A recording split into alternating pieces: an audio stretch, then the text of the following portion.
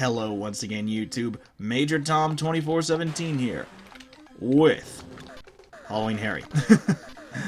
This isn't a Thanksgiving-themed game because I don't have any of those.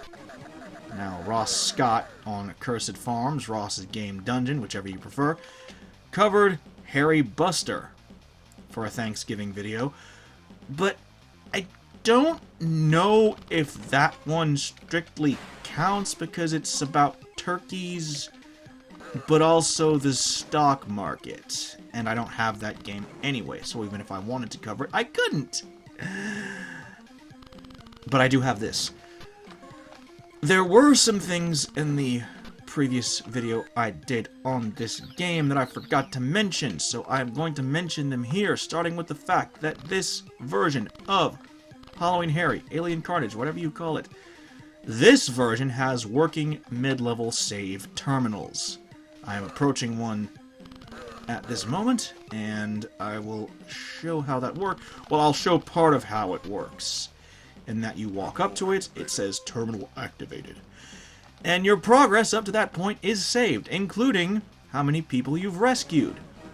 Now, the great thing is, if you rescue more people after you hit the terminal, it keeps track of those too, so you don't have to go back and re-rescue them again. Very convenient. The versions of Alien Carnage, titled as such, that I've played, do not have working save terminals in the levels. The 3D Realms Anthology version, no terminals at all.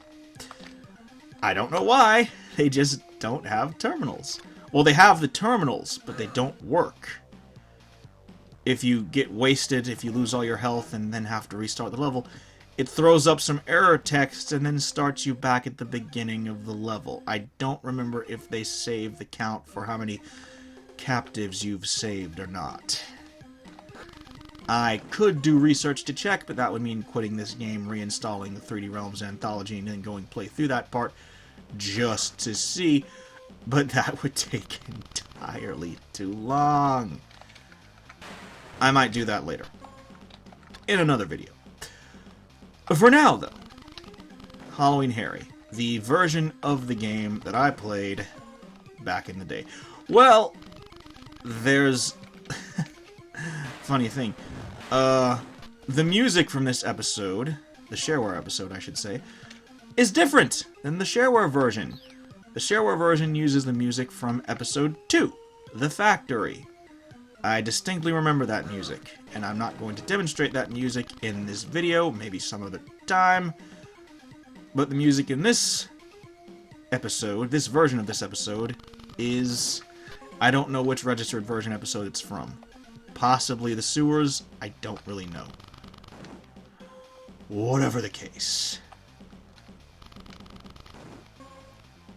There are numerous differences between this version and Alien Carnage.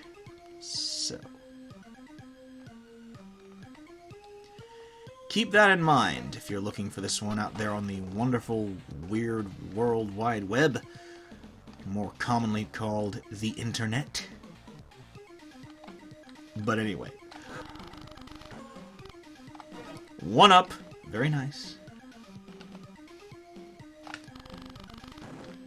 I have opened a door back near the beginning of the level, which I now have to go back to.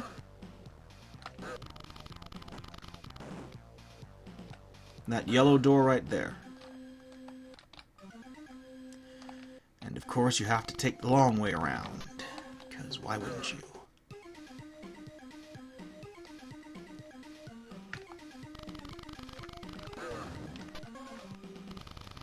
Also, rescuing captives of the zombies restores your health to full, which is always good.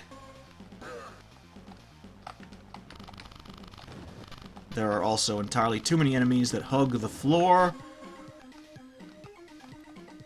and are just really a pain to get to.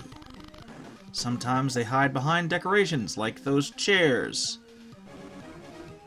Health has been restored to full. Voila. Full ammo, extra cash,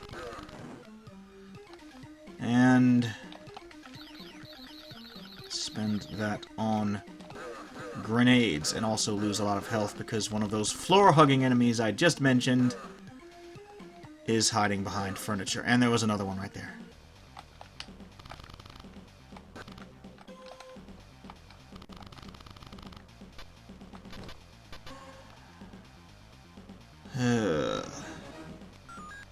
And that's all the hostages.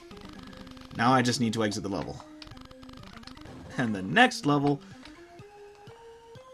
I haven't played the next level in a while. Well, actually, I tell a lie. I played it earlier today for a test take. Which did not go well. But hopefully, this time will be different. This time, I'll actually get to the end of the level. Without losing a life. So, yeah. Thankfully, I have not been told that my flamethrower fuel is running out. Which is always annoying, because if you're in the middle of trying to find the zombies' captives, the last thing you need is Diane chiming in over your comlink telling you that your fuel is running out. You need to find a power-up dispenser.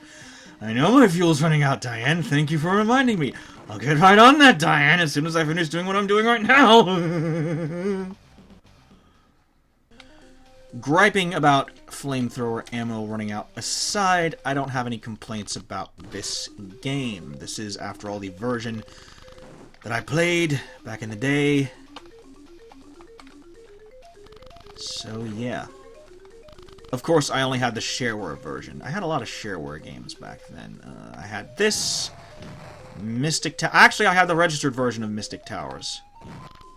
I never played the shareware, but I played the registered. Fun. I had this, Raptor Call of the Shadows, which I ended up getting the full version of later. Commander Keen, which I ended up getting the first 5 episodes of later.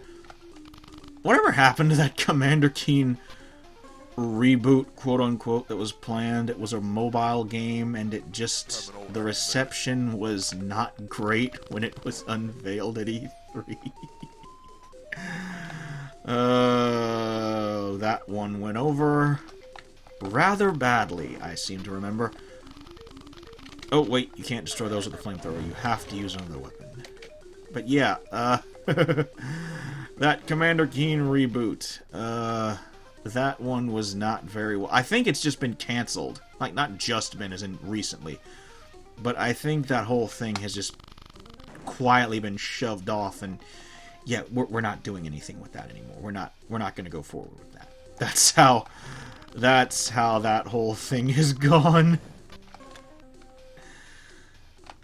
I mean, if it was a proper platformer on consoles and PC, I would have been more excited, but it was a mobile game. A mobile game! Like, you couldn't have done a full release PC game with that license? Seriously?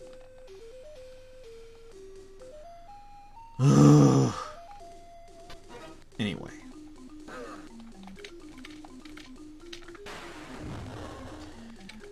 And this game was supposed to be the start of a franchise. This was supposed to be the start of a franchise with this obviously being the first entry, then Halloween Harry 3D at some point. There was also Zombie Wars, which was the Windows sequel to this, in which you could actually play as Diane. Your fuel is running out, Harry. Thank you for telling me, Diane. I'm well aware that my fuel is running out, Diane. I'm going to find a power-up dispenser as soon as I can see one, Diane. Thank you for reminding me. Anyway, you could actually play... You could actually play as Diane in Zombie Wars. I forget who took her place at Mission Control. Probably someone who was not as annoying about your fuel running out. But whatever. I have actually played Zombie Wars a few times. I cannot get it to run on this machine. I could if I knew how to set up a virtual machine, but I don't, so I can't. Anyway.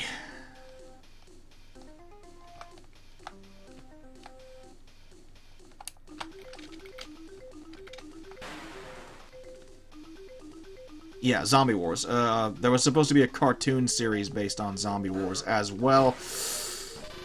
Okay, good. That one got blown to bits.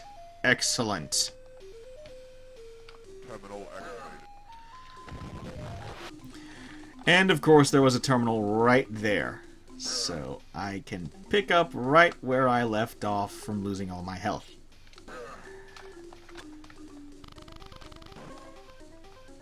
Wonderful. In the meantime, Zombie Wars was supposed to be the big follow... Well, it was the big follow-up, but that was the end of the franchise. There was no Halloween Harry 3D. There was no cartoon series. There was no action figure line. There was no movie. That's it. It was Zombie Wars and Halloween Harry, and that was it. The franchise consisted of 2 games and nothing else.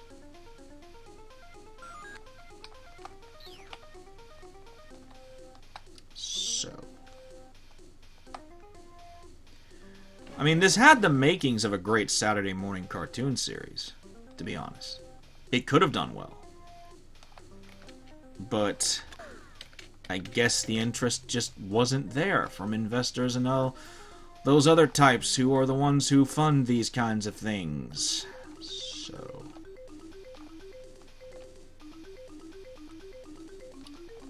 yeah. It's kind of like how the Terminator 2 toy line from Kenner was supposedly it was going to be a tie-in for an animated series based on T2, which is why they had characters like Chromium, which was the Terminator with the bull horns on the metallic skull and all that. That was a very weird toy line, too. But enough talk, it's time for a boss fight, and this boss has plenty of ways to screw you up and mess up your run, starting with the fact that it can do that jumping attack, and when it's in the middle of its jumping animation, whatever you want to call it, it's invincible. If you're standing on the ground when it does that attack, you lose health. If you drop down onto the boss from hovering over it, you lose a lot of health. It also fires a version of your own photon weapon, that blue thing, which is probably why you can't switch to another weapon during this fight, but you do get infinite flamethrower ammunition for this battle, so that's always great.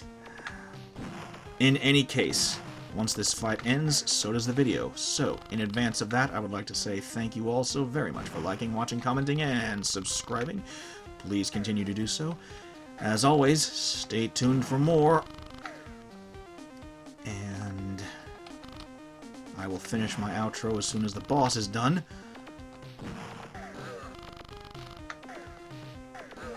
Ooh. Ugh.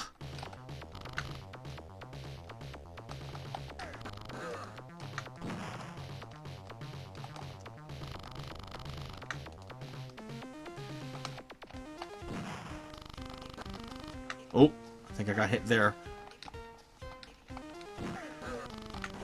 This is MajorTom2417 to Ground Control, signing off.